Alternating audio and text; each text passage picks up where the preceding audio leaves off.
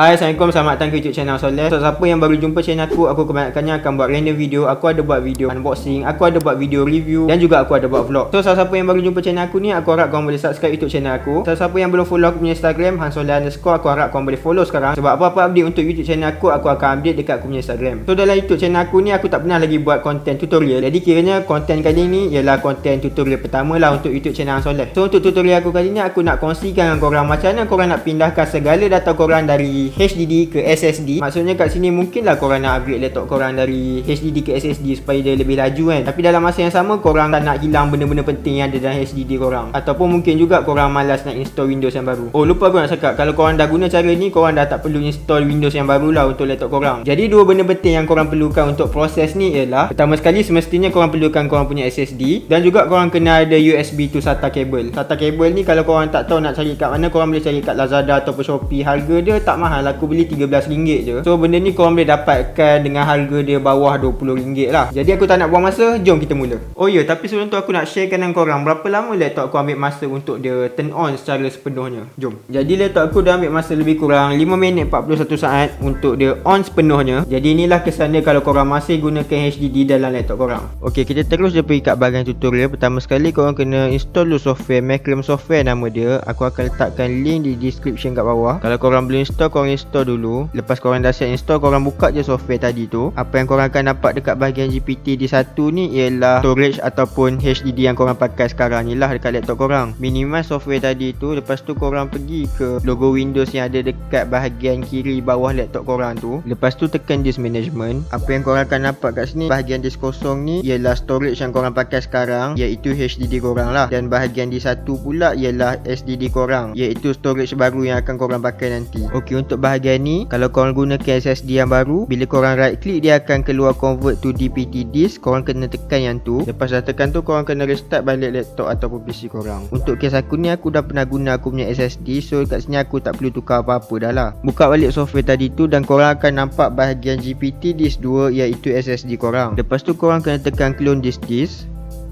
Lepas tu tekan select a disk to clone to. Lepas tu korang akan nampak bahagian GPT disk 2 yang tadi tu. Jadi korang tekan je yang tu. Lepas tu korang tekan je delete existing partition sebab kita nak jimatkan ruang. Lepas tu apa yang kita kena buat sekarang, kita kena drag semua yang ada dalam GPT disk 1 ke dalam GPT disk 2 satu per satu.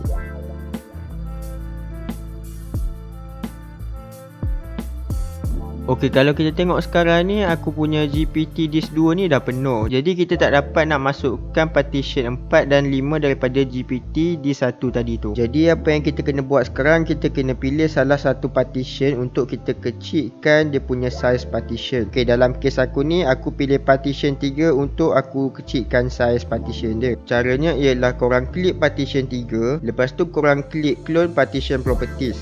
Untuk kes aku ni, aku nak kurangkan lebih kurang 14GB macam tu, sebab aku nak muatkan saiz untuk partition 4 dengan 5. Korang tak perlu nak kurangkan banyak sangat sebenarnya. Sebenarnya korang boleh kira sendiri berapa jumlah yang korang perlu kurangkan dengan cara korang tambahkan jumlah saiz partition 4 dengan 5. Contohnya macam aku punya sekarang ni, saiz untuk partition 4 aku ialah 500MB dan saiz untuk partition 5 aku adalah 11.46GB. Jadi bila aku tambah dua-dua nilai tu, aku akan dapat dalam 12 ke 13GB macam tu. Tapi aku nak lebih sikit, aku tak nak ngangam, aku letak 14GB lah. Jadi kalau korang tengok kat sini, aku dapat tambahkan ruang kosong sebanyak 14GB. Jadi sekarang aku dah boleh drag partition 4 dan 5 daripada GPT disk 1 yang tak muat tadi tu. Jadi lepas kita dah drag dua-dua partition tadi tu, kita akan nampak akan ada sikit ruang kosong dekat belakang ni. Dan kita tak nak ada ruang kosong kat sini. Jadi apa yang kita perlu buat ialah tekan balik clone partition properties. Lepas tu tekan maximum size dan tekan OK. Dan korang akan nampak bahagian GPT disk 2 ni dah tak ada ruang kosong. Lepas tu korang tekan next. Tekan next lagi. Dan bila dah keluar bahagian ni, korang tekan finish. Lepas tu bila dah keluar bahagian ni, korang kena untick loose save backup and schedules ni dan tekan OK.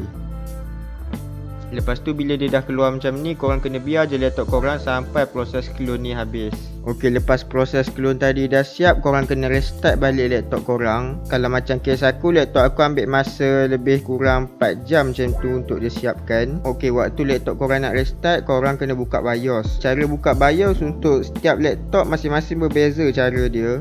Tapi untuk laptop aku kena tekan F2 waktu logo Dell tu keluar. So kalau korang pakai motherboard ataupun laptop yang lain, korang boleh explore sendirilah macam mana nak buka BIOS untuk laptop ataupun PC korang tu. Sekali lagi aku nak ingatkan yang susunan BIOS untuk setiap motherboard ataupun laptop berbeza-beza.